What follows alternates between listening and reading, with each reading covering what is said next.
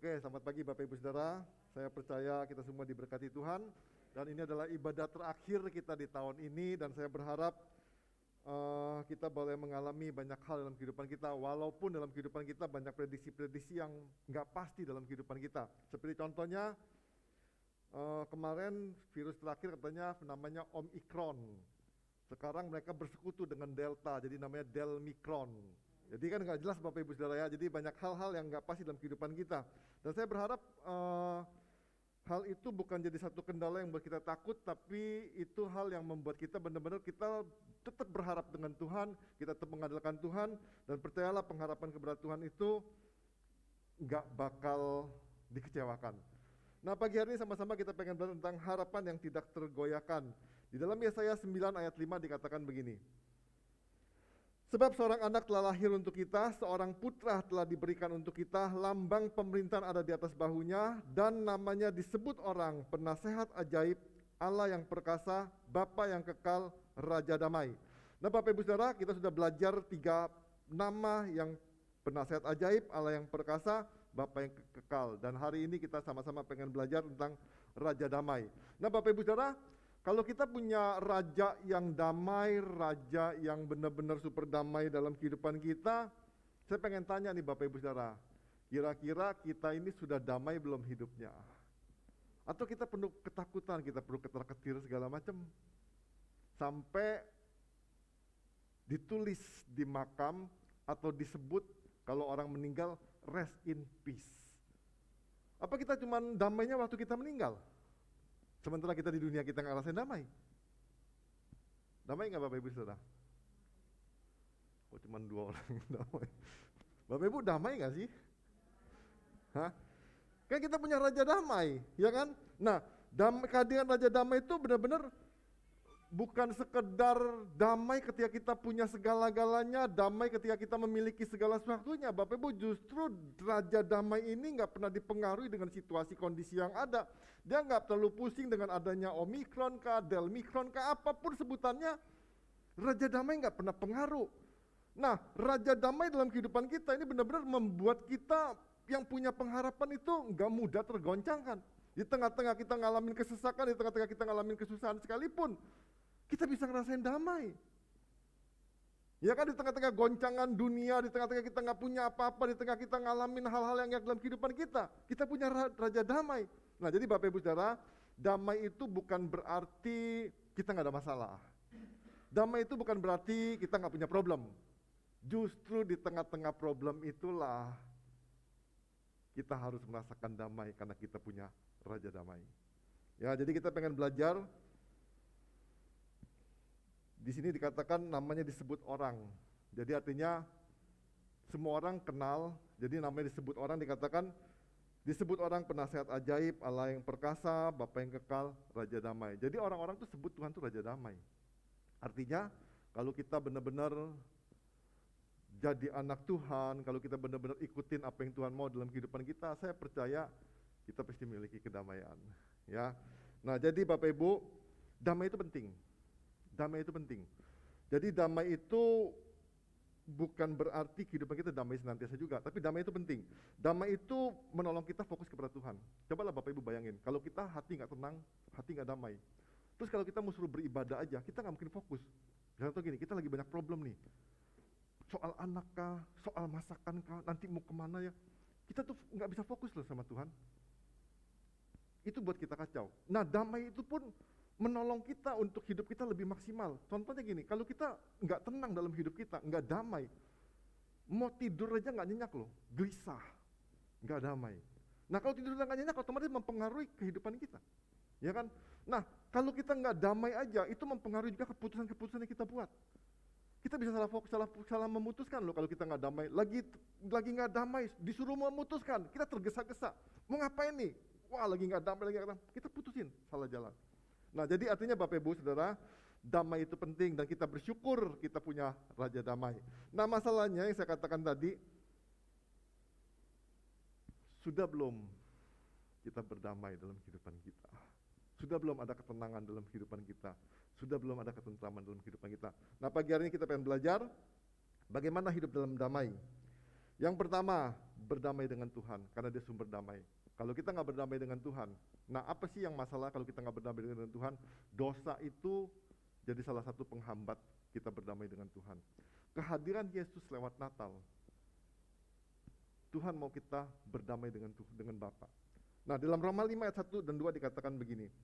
Sebab itu kita yang dibenarkan karena iman, kita hidup dalam damai sejahtera dengan Allah oleh karena Tuhan kita Yesus Kristus. Dikatakan, oleh Dia kita juga beroleh jalan masuk oleh iman kepada kasih karunia ini. Di dalam kasih karunia ini kita berdiri dan kita bermegah dalam pengharapan akan menerima kemuliaan Tuhan. Saya ulangi, dikatakan gini. Sebab kita yang dibenarkan karena iman, kita dibenarkan karena iman, dikatakan kita hidup dalam damai sejahtera dengan Allah, dikatakan oleh karena Tuhan kita Yesus Kristus. Di dalam terjemahannya dikatakan kita mengalami pendamaian dengan Allah melalui Tuhan Yesus Kristus. Nah, langkah pertama untuk kita bisa ngalamin kedamaian dalam kehidupan kita harus berdamai dengan Tuhan.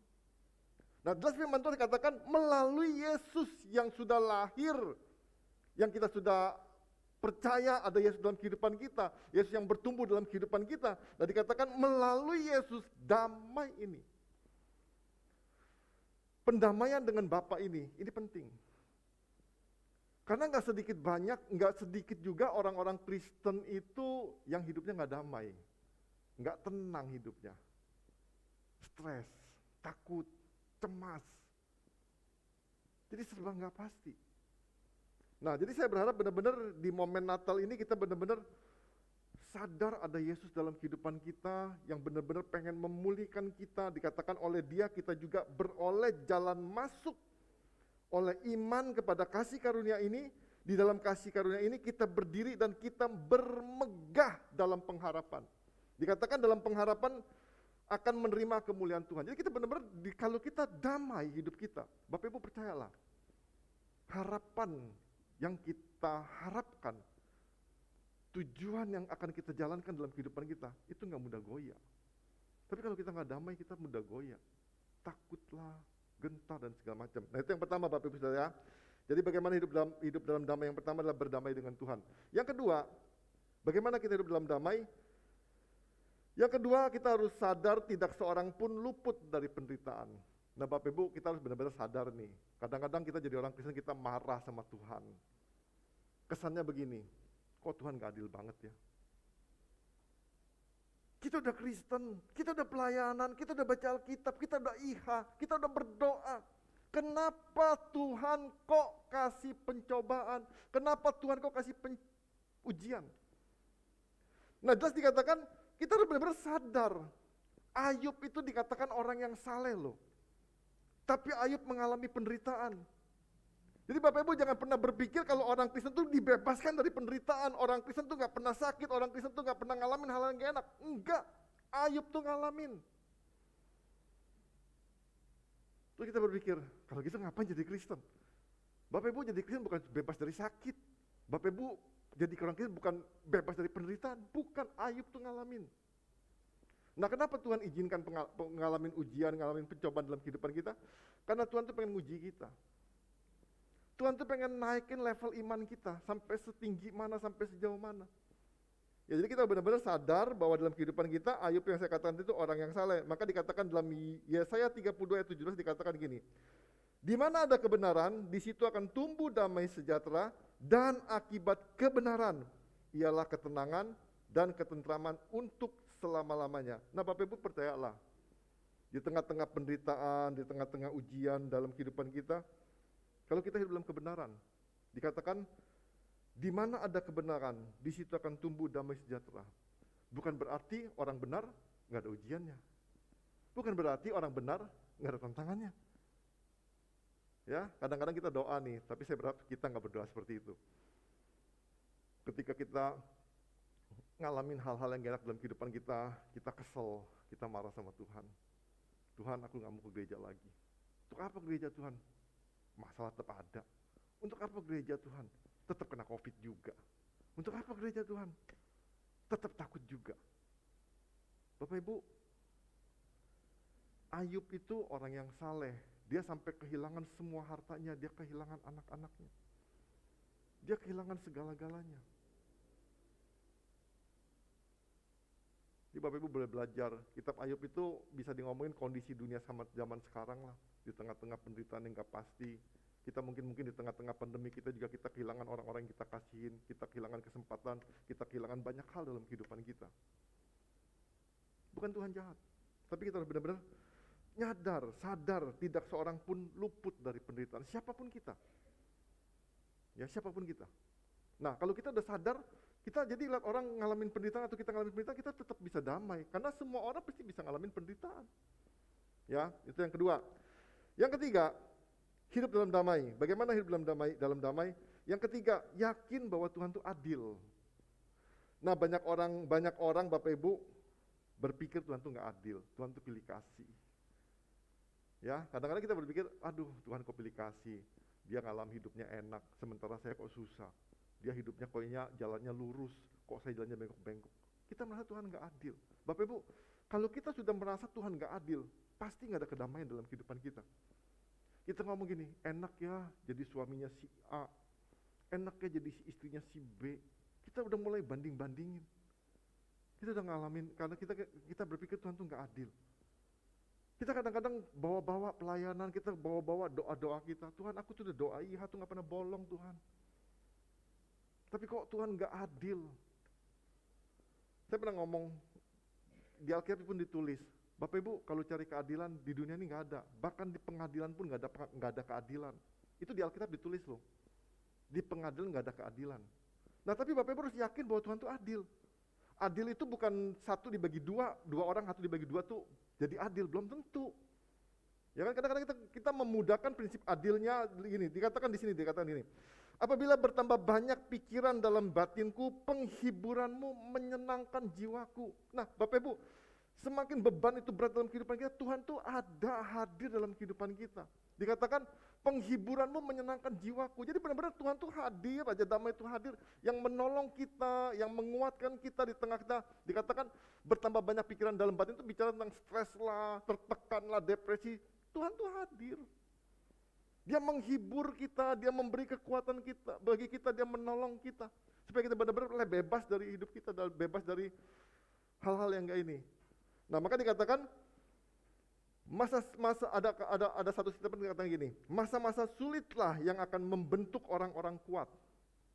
Jadi Bapak Ibu kalau kita ngalamin hal-hal yang enggak enak dalam kehidupan kita, masa-masa itu membentuk kita jadi orang-orang yang kuat. Terus dikatakan, sementara orang-orang kuat yang telah terbentuk ini, akan bisa menghadirkan masa-masa yang lebih mudah dijalani buat keluarga dan anak-anak mereka. Artinya gini, kalau papa mama tangguh,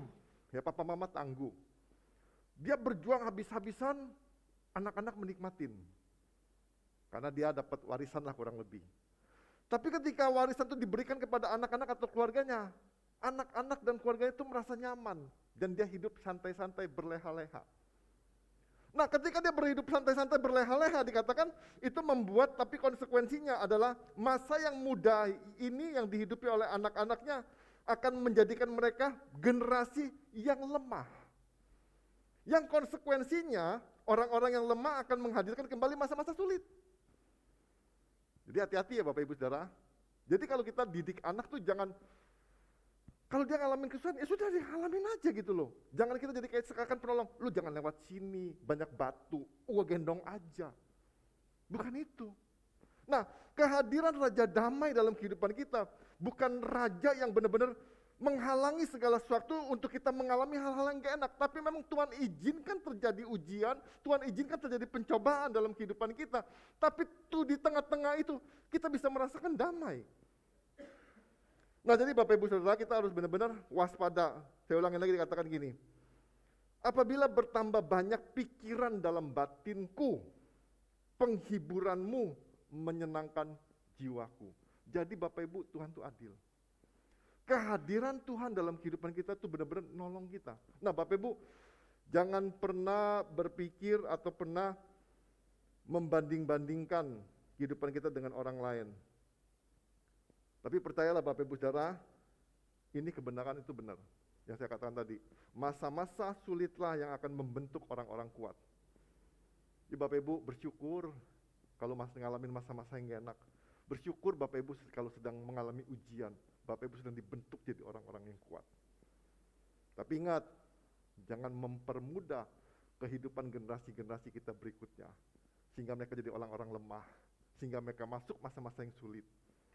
Ya, jadi izinin aja. Bapak Ibu perhatiinlah, anak-anak yang terjaga baik dengan baik sekali, dirawat sebaik mungkin dengan anak-anak yang notabene-nya dibiarkan misalnya.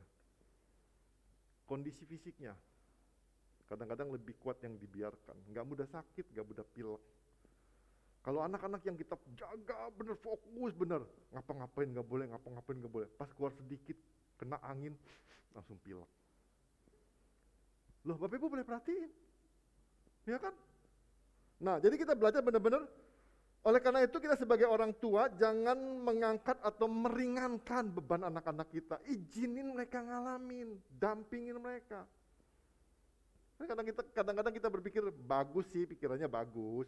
Ya kan, kita ngomong gini, saya nggak mau anak saya susah. Jadi kita meninabobokan mereka. Coba Bapak Ibu bisa bayangin, seandainya kita kasihan anak kita masih bayi, jangan sampai jatuh, mau jalan belajar, jangan jalan nak, duduk aja di sini. Sampai tua dia nggak jalan deh. Loh beneran loh. Jadi kita harus hati-hati, ya. Nah, jadi benar-benar firman Tuhan dikatakan, semakin bertambah banyak pikiran dalam batinku, penghiburan Tuhan itu menyenangkan jiwa kita. Jadi Bapak Ibu percayalah, Tuhan itu adil. Jadi percaya juga jalan orang itu beda-beda. Ya, jadi kita nggak bisa paksain diri kita, memaksakan diri kita seperti orang lain. Terus kita ngomong dia adil, Tuhan adil sama dia, Tuhan baik sama dia. Enggak Bapak Ibu, kita nggak menghidupi kehidupannya, kita nggak tahu. Kita cuma lihat kulitnya doang. Ya, jadi percaya. Bagaimana kita dalam damai yang ketiga, yakin bahwa Tuhan itu adil. Bapak Ibu pernah punya pengalaman nggak bahwa Tuhan itu nggak adil? Ya, kita pasti marah, keluh kesah segala macam. Saya berharap enggak ya, Tuhan itu adil. Yang keempat, yang terakhir. Bagaimana hidup dalam damai? Yang keempat, semua penderitaan, ujian yang Tuhan izinkan dalam kehidupan kita, semua itu dalam pengawasan Tuhan. Semua dalam pengawasan Tuhan. Jadi Bapak Ibu, kalau Tuhan nggak izinkan, sama seperti Ayub, kalau Tuhan nggak izinkan Ayub dicobai atau diuji, iblis nggak punya kuasa untuk itu. Nah, jadi Bapak Ibu percayalah, semua penderitaan, ujian yang Tuhan izinkan dalam kehidupan kita, semua itu dalam pengawasan Tuhan. Semua dalam pengawasan Tuhan. Nah Bapak Ibu, kalau semua dalam pengawasan Tuhan, jadi kita percaya, nah ini aja contohnya ya. Ini benda ini ringan Bapak Ibu Saudara, siapapun bisa ngangkatnya. Benda ini ringan, siapapun bisa ngangkatnya. Tapi benda ini jadi masalah kalau kita mengangkatnya 2 jam. Ini masalah ini ringan loh. Tapi kalau saya suruh begini 2 jam, mulai pegel ini. Ya kan? 1 hari, wah bisa pegel semua. Kalau saya suruh pegang ini terus-terusan, jadi problem. Nah sama Bapak Ibu dalam kehidupan kita. Saya percaya begini, semua orang punya masalah. Tapi masalahnya begini, enggak semua orang mau menyerahkannya masalah ini kepada orang lain, kepada Tuhan. Nah maka di dalam Filipi dikatakan gini, Filipi 4 ayat 7 dikatakan gini, damai sejahtera Allah yang melampaui segala akal dikatakan akan memelihara hati dan pikiranmu dalam Kristus Yesus. Semua orang bisa punya problem, tapi semua itu dalam pengawasan Tuhan. Tuhan tahu kok beban seperti apa yang kita sanggup kita ini. Tapi kalau kita menahan bebannya terus-menerus, Tuhan juga tahu kok. Tapi kadang-kadang kita kan tahan, kita jaga hidup kita dengan beban dalam kehidupan kita. Stres kadang-kadang dibuat dengan kita sendiri. Ya kan? Bapak Ibu boleh coba nanti bawa, mau pakai botol aqua, kamu pakai apa, pakai handphone kah? Angkat handphone, semua anak kecil juga bisa, umur 5 tahun juga bisa. Tapi kalau handphone itu dipegang lama begini, pegel di tangan Bapak Ibu Saudara. Pegel. Nah, jadi kita benar-benar belajar dalam kehidupan kita, penderitaan yang kita alamin itu dalam batas-batas yang wajar. Dalam 1 Korintus 10 ayat 13 dikatakan, Pencobaan-pencobaan yang kamu alami adalah pencobaan-pencobaan biasa yang tidak melebihi kekuatan kita. Pada waktu kita dicobai, Allah tuh memberi kekuatan dalam kehidupan kita. Jadi ada kemampuan dalam kehidupan kita. Nah, masalahnya kita nggak berani menanggalkan rasa khawatir kita, rasa cemas kita, masa depan kita kepada Tuhan. Maka dalam firman Tuhan dikatakan gini, damai sejahtera Allah yang melampaui segala akal, dikatakan akan memelihara hati dan pikiranmu dalam Kristus Yesus. Jadi damai sejahtera, Raja Damai itu di dalam Alkitab juga dalam Yohanes dikatakan gini, damai sejahtera ku berikan kepadamu. Nah, kalau kita sudah percaya damai sejahtera Tuhan berikan dalam kehidupan kita, artinya benar-benar kehadiran Tuhan itu menolong kita, memampukan kita. Tapi kadang-kadang kita nggak berani berserah kepada Tuhan. Jelas firman Tuhan katakan, damai sejahtera Allah yang melampaui segala akal. Jadi jangan dibatasi dengan pemikiran kita, Bapak Ibu. Kalau kita memikirkan Tuhan dengan logika kita kadang-kadang nggak ketemu. Dan kita gagal. Tapi dikatakan akan memelihara hati dan pikiranmu. Wah, hati kita terjaga, Bapak Ibu Saudara. Pikiran kita terjaga. Maka saya percaya hidup kita pasti damai. Nah, hidup yang damai inilah membuat yang saya katakan tadi, harapan kita nggak bakal tergoyahkan. Ya, jadi harapan kita nggak bakal tergoyahkan. Nah, Bapak Ibu Saudara, yang saya katakan tadi, jangan pernah banding-bandingkan hidup kita dengan orang lain karena ujian orang itu beda-beda. Jangan bandingkan hidup kita dengan orang lain karena pencobaan orang itu beda-beda. Mungkin kita sekarang dalam masa pengujian. Mungkin di hari-hari yang sama kita juga lihat orang, enak amat dia sedang jalan-jalan segala macam. Bapak Ibu, ujiannya beda-beda. Kalau dia bisa senang hari ini, mungkin dia sudah lewat ujiannya. Kita sedang ujian. Jadi jangan ini. Jadi kita belajar benar-benar Raja Damai itu Allah yang ada dalam kehidupan kita, yang kita ingat lewat momen-momen Natal, tapi saya berharap bukan cuma momen Natal aja yang membuat kita ingat akan Tuhan. Ya, tapi kita belajar Tuhan hadir dalam kehidupan kita, memberi damai dalam kehidupan kita, memberi pengharapan dalam kehidupan kita. Nah, Bapak Ibu, ayat terakhir, Daniel 11 ayat 32, saya baca bagian yang terakhirnya aja. Tetapi umat yang mengenal Allahnya akan tetap kuat dan akan bertindak. Di dalam Ayub dikatakan gini, Ayub 42 ayat 5 dikatakan gini, tadinya Ayub dikatakan gini, hanya dari kata orang saja aku mendengar tentang engkau, tetapi sekarang mataku sendiri memandang engkau. Nah, saya berharap Bapak Ibu Saudara, pengalaman-pengalaman sama Tuhan ini yang membuat kita mengenal Tuhan. Jadi pencobaan-pencobaan yang kita alami ini kita dalam kehidupan kita, ujian apakah segala macam, penderitaan apakah segala macam, Bapak Ibu, itulah pengalaman-pengalaman yang membuat kita kenal sama Tuhan. Ayub disebut saleh, tapi dia nggak kenal Tuhan. Nah, saya ulangin lagi dikatakan ini, hanya dari kata orang saja aku mendengar tentang engkau. Dikatakan, tetapi sekarang mataku sendiri memandang engkau. Sekarang dia ngalamin Tuhan.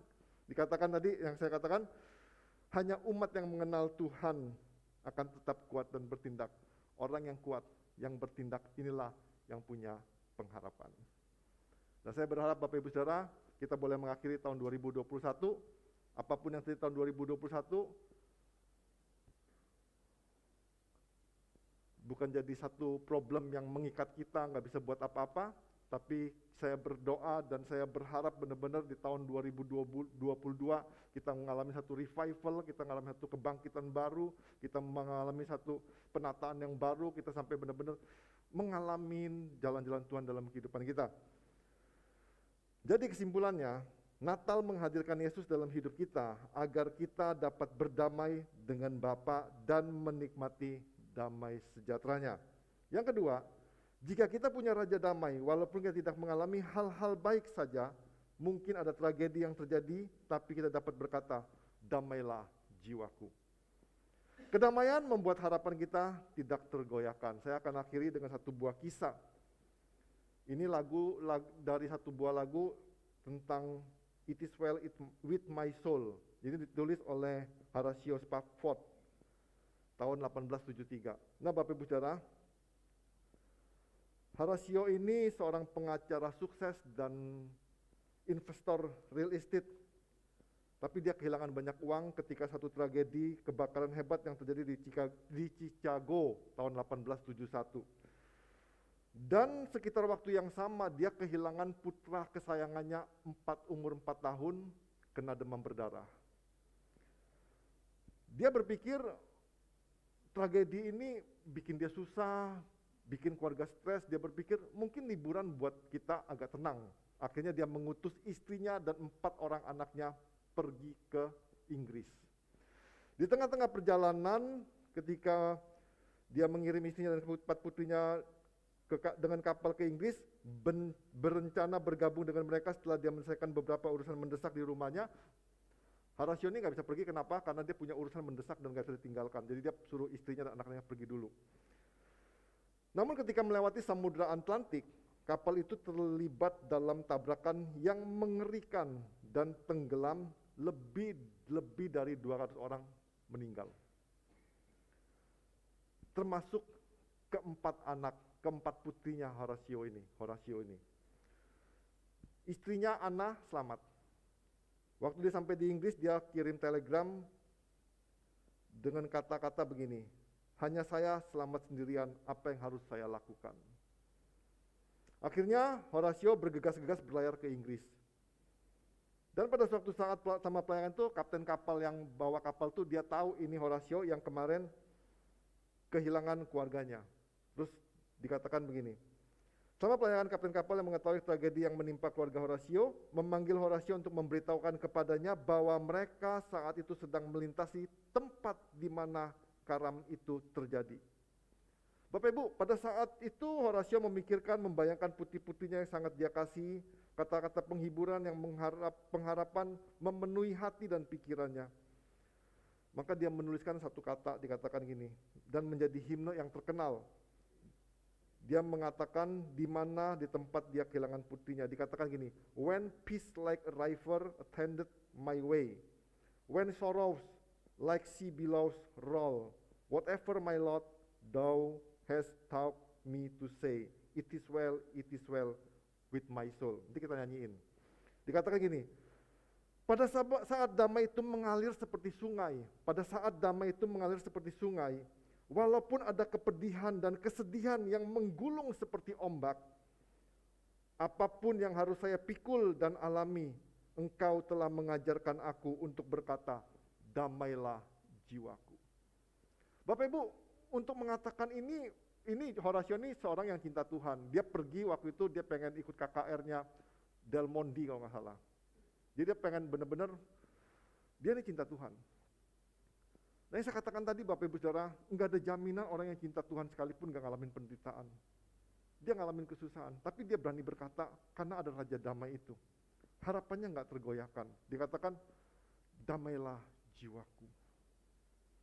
Ya, kita mau teduhkan hati kita mau berdoa. Saya enggak tahu apa yang kita alamin, apa yang Bapak Ibu Saudara alamin.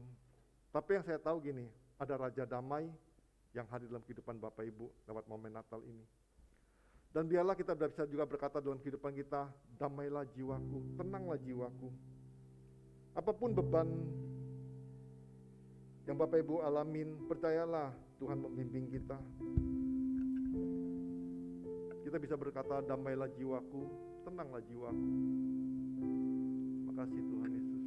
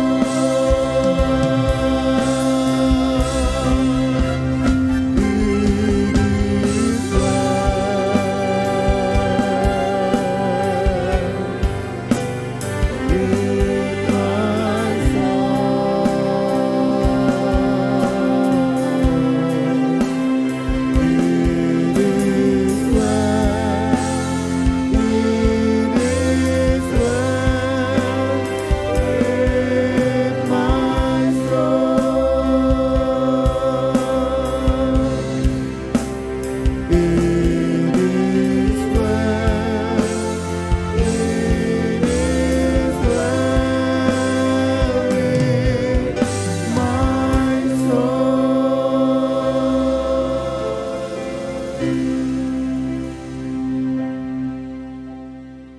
kasih Tuhan. Terima kasih Tuhan Yesus. 5 hari lagi kita akan mengakhiri tahun 2021. Kalau kita sanggup melewati tahun 2021 bukan karena kuat, bukan karena gagah kita. Mungkin banyak pengalaman-pengalaman yang gak enak di tahun 2021. Mungkin kita mengalami hidup yang mengalami kehancuran, kepahitan, penderitaan, kesesakan dalam kehidupan kita.